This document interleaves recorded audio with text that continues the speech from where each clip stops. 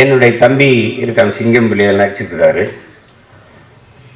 என்னை எங்கள் ஐயா சொக்கலிங்கம் இருக்கிற இதய நோய் மருத்துவர், பெரிய நிபுணர், உங்களுக்கு தெரியும். அவர் ஜப்பானுக்கு போயிட்டு அங்கே போய் 100 வயது வாழ்வது எப்படி என்று நிறைய பேரை அரங்கத்தில் உட்கார வச்சு பாசிட்டு இருக்கும்போது எல்லாம் சிரிச்சிருக்காங்க. ஏன் சிரிக்கிறீங்கன்னு, எங்கள் எல்லாருக்கும் 110 வயசு ஆயிடுச்சு, நீங்கள் 100 வயசு வாழ்றதுக்கு தான் மருத்துவம் சொல்லிக்கிட்டு இருக்கீங்கன்னு.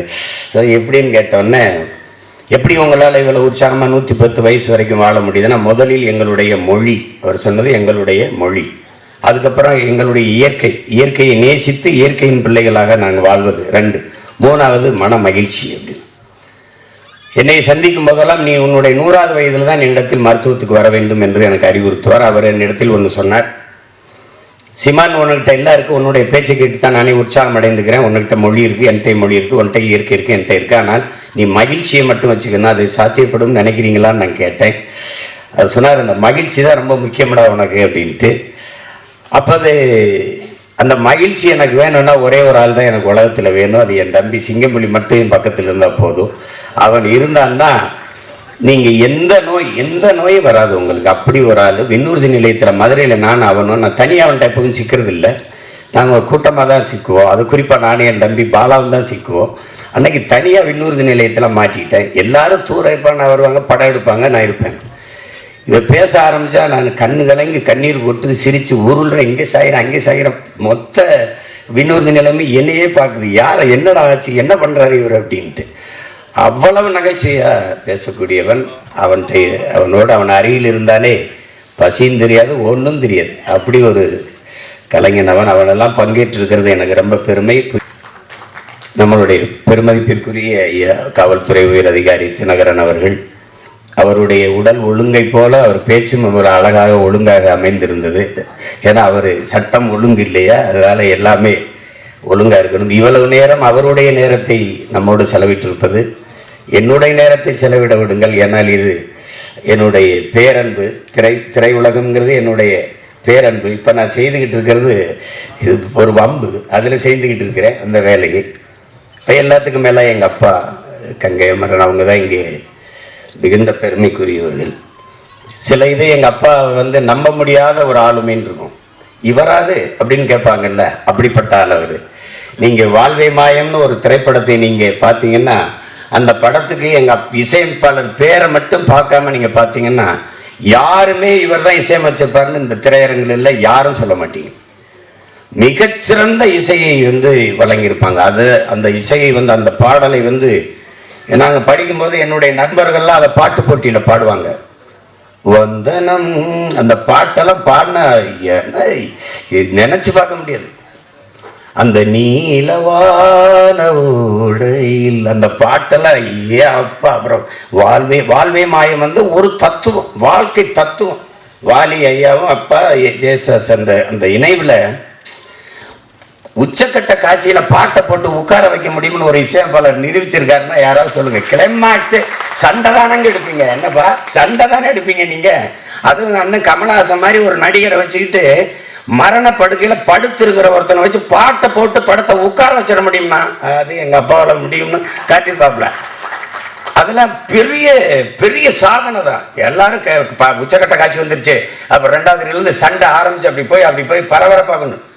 அடுத்துக்கிட்டு கையில் ஒரு கோப்பையை வச்சு வாழ்வே மாயம் நாடகம் விடும் நேரந்தான் உச்ச காட்சி. ஐய அதோட கதை அப்படி இருக்கும் படம். நீங்கள் வேணா எனக்காக ஒரு தடவை தொலைக்காட்சியில் போட்டால் தவறாமல் பாருங்கள். அப்போ யார் கங்கை மரன்னு உங்களுக்கு தெரியும்.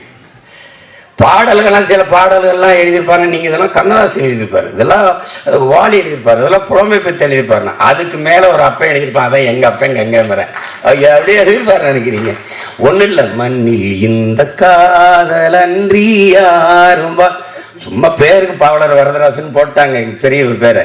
ஆனால் எழுதுனது எங்கள் அப்பா தான். சின்ன சின்ன சந்தங்கள்ல அப்படி மடக்கி எழுதக்கூடிய நீங்கள் தந்தன தந்தன தாளம் வரும், புதுராகம் வரும், அதில் சந்தன மல்லிகை வாசம் வரும். அப்பெல்லாம் நாங்கள் படிக்கும்போது என்ன சந்தன மல்லிகை எப்படிங்க வாசம் அதில் வரும் அப்படின்னா, கேள்ற அந்த பாட்டை கேட்டால் வரும்டா. என்னங்கப்பா என்ன நீங்கள் இப்போ அப்போதைக்கு இந்த ஒரு ரசிக்கத்தக்க எல்லாரும் ஈர்க்கத்தக்க பாடல்கள் பாடியை இந்த மெல்லிசை எழுத முடியும், கவிதைத்தனமாக எழுத முடியும். அந்த பகல் நிலவு படத்துல பூமாலையே இளந்தோல் சேரவ, நீங்க இளையராஜாங்கிற ஒருத்தரை அது அப்புறம் வருவோம், ஒவ்வொருத்தரா பேசி வருவோம். அந்த பாட்டை கேட்டீங்கன்னா அந்த எழுதுனதுல அவ்வளவு கவிதை தனம் இருக்கும். அந்த மாதிரி பாடல்களை எல்லாம் இவர் தான் எழுதியிருப்பாரா அப்படின்னு நினைப்பீங்க நீங்க. அப்படிப்பட்ட ஒரு படைப்பாளி நீங்க. கரகாட்டக்காரன், கங்கை மரனா கரகாட்டக்காரன் படம் என்னமோ நடிகர் நடிச்சு பார்த்தான், ஒரு வருஷம் ஓடுது ஒரு படம் அப்படின்னா எப்படி பாருங்க. அப்படிப்பட்ட ஒரு படைப்பாளி நம்ம கூட அமர்ந்திருக்கிறாங்கன்னா அது முதல்ல நாங்கள்லாம் பயணங்கள் முடிவதில்லை அதான் நினைக்கிறேன். அதில் அப்புறம் வாய்ப்பு கேட்டு வர்றது இடத்துல இவர் தான் கங்கை மரன்னு சொல்கிறாங்க. அவர் அந்த மோகனை கூட்டிகிட்டு அறிமுகப்படுத்துவாங்க. அதில் அப்படி அளப்பெரிய சாதனைகளை செய்த மேதைகள் நம்மோடு சாதாரணமாக உட்கார்ந்து இருக்கிறார்கள்ங்கிறதுனாலேயே, அதாவது தாய்ப்பாலும் தண்ணீரும் மலிவாக கிடைக்கிறதுனாலேயே மனிதன் அதை மதிக்கிறது இல்லை. பூமி தன காலுக்கு கீழே மிதிபடுறதுனாலேயே இந்த மனுஷப்பை அதை மதிக்கிறது இல்லைங்கிற மாதிரி நம்ம பக்கத்து இருக்கையில் உட்கார்ந்து இருந்ததுனாலே இந்த மகத்தான கலைஞர்களின் மதிப்பு நமக்கு தெரியறது இல்லை. அதுதான் இங்க இருக்கிற சிக்கல். மாபெரும் மேதைகள் படைப்பாளிகள் நம்மோடு வாழ்ந்துட்டு இருக்காங்க. அதுல ஒருவர் என்னுடைய அப்பா, அது கங்கை மரன் அவர்கள். விழாவின் நாயகரை பற்றி நம்ம சொல்லணும். நாங்கள் இங்கே எல்லாரும் பேசிட்டாங்க, நீங்கள் சிம்பனி செல்வன் கொடுத்துருக்கிறீங்க. அது ஒன்றும் அவருக்கு ஒன்றும் பெருமை இல்லை. அவர் தனியாக ஒன்றும் சிம்பனி இசைக்க வேண்டியது இல்லை. அவருடைய ஒவ்வொரு பாடல்களினுடைய இசை கோர்ப்புமே மொத்தமாகவே சிம்பனி தான். உங்களுக்கு ஐயம் இருந்தால் தளபதி படத்தில் வரல, சுந்தரி கண்ணால் ஒரு செய்தி, அந்த பாட்டை நீங்கள் வரிகள் எடுத்துக்கிட்டு அவர் இசை கோர்த்து அந்த இசையை தொடங்கி ஒவ்வொரு இடத்துலையும் போகிறது தனியாக கண்ணை மூடி கேட்டிங்கன்னா அதுக்கு பேர் தான் சிம்பனி. அதனால அவர் செல்வன் இல்லை, நாங்கள் சொல்கிறோம் இசை ஞானியும் இல்லை, அவர் இசை இறைவன் தான் நாங்கள் சொல்கிறோம். ஏன்னா நீங்கள் இறைவனா என்னென்னா, நீங்கள் ஒரு நகைச்சுவை படம் எடுக்க வருவீங்க, அதுக்கு ஒரு இசையமைப்பாளர், சிலது இந்த திருள் படம்பாங்க, அதெல்லாமே சொல்லுவாங்க. அடிதடி படம் ஒவ்வொருத்தருக்கும் ஒரு இசை. இதுக்கு இந்த படத்துக்கு இவர் தான் இசையமைச்சா சரியாக இருக்கும். இந்த படத்துக்கு நீங்கள் எங்கள் அப்பா மணிவண்ணன் எடுக்கிற குவா குவா படத்துக்கும் எடுப்பார், விடிஞ்சா கல்யாணத்துக்கு இசையமைப்பார், 100வது நாளுக்கு இசையமைப்பார், அதே மாதிரி கோபுரங்கள் சாய்வுதலைக்கு இசையமைப்பார். ரெண்டு எல்லாம் ஒரே இசையமைப்பாளர்னா நீங்கள் நம்ப மாட்டீங்க. ஏன் இறைவன்கிட்ட என்ன கேட்டாலும் கொடுப்பாரு. அவன் நல்ல வந்தாலும் வாழ்த்துவாரு, கெட்ட வந்தாலும் வாழ்த்துவாரு, குழந்தைக்கும் வாழ்த்து, பெரியவங்களுக்கும் வாழ்த்து, எல்லாருக்கும் வாழ்த்து, உயிரோடு இருக்கவனுக்கும் வாழ்த்து, செத்தவனுக்கும் வாழ்த்து, எல்லாருக்கும் வாழ்த்து. அது ஒரு அதனாலதான் அது இசை இறைவன்.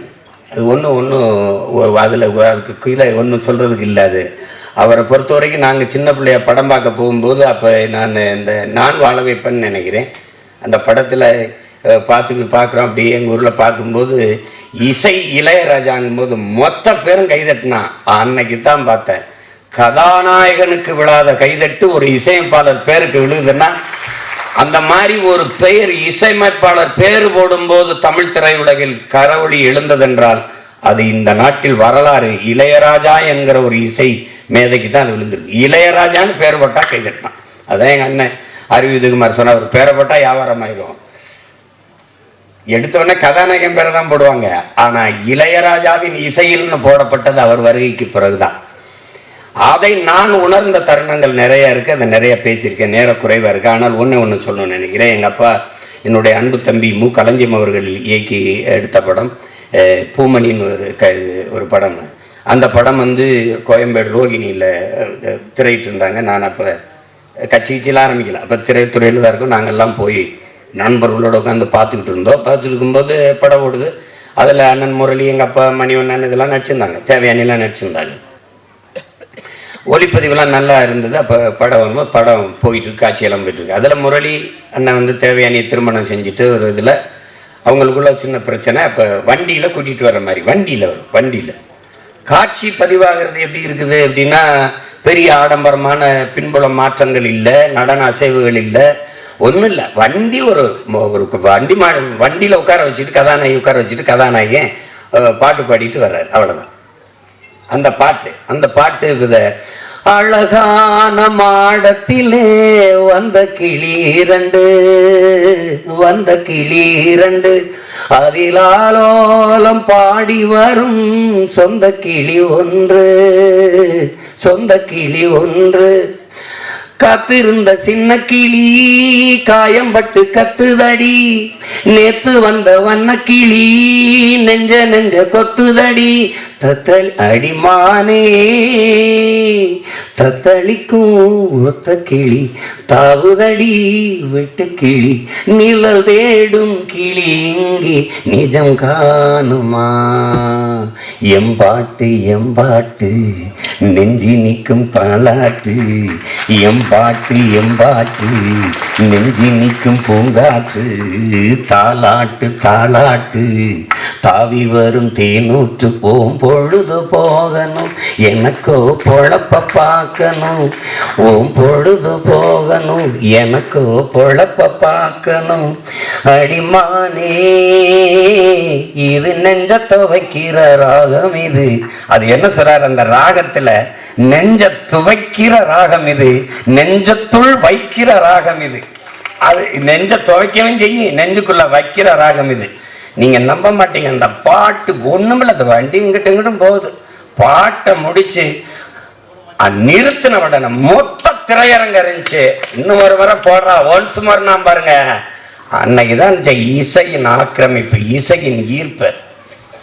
ஏன்னா அவன் சொல்றான், இசையால் அடைய முடியாத இன்பமும் இல்லை, இசையால் துடைக்க முடியாத துன்பமும் இல்லைங்கிறான்.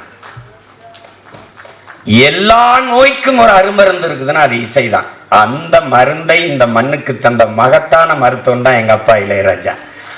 அது இந்த மனநல மருத்துவர் அவர் தயாரித்த படத்துல எல்லாத்திற்கும் குணநல மருத்துவராக இருக்கிற எங்க அப்பா இளையராஜா இசையமைச்சிருப்பது மிகப்பெரிய இது. சிறந்த படைப்பாளிகள். குறிப்பா என் தம்பி செலியனின் ஒளிப்பதிவு, அது இன்னொரு தடவை பாலுமேந்திரா அப்பா போய் ஊட்டிய படம் எடுத்த மாதிரியே நான் உணர்ந்தேன். அவ்வளவு சிறப்பாக வந்திருக்குது. இசை அது சொல்ல வேண்டியதில்லை, பாடல்களை நல்லா எங்கள் அப்பா இசையமைச்சு பாருன்னு சொல்ல வேண்டியதில்லை. அவருடைய பங்களிப்பு இன்னும் அஜயன் பாலாவுடைய மகன் படம் எடுத்தாலும் அன்னைக்கு என்ன ரசனை தேவை இருக்கோ அதுக்கு இசையமைக்கக்கூடிய ஆற்றல் பெற்றவர். அப்படிப்பட்ட மேதைகள் எல்லாம் இணைந்து இந்த படத்தில் பங்காற்றியிருப்பது எனக்கு பெரிய மன நிறைவு தருது, நம்பிக்கை தருது.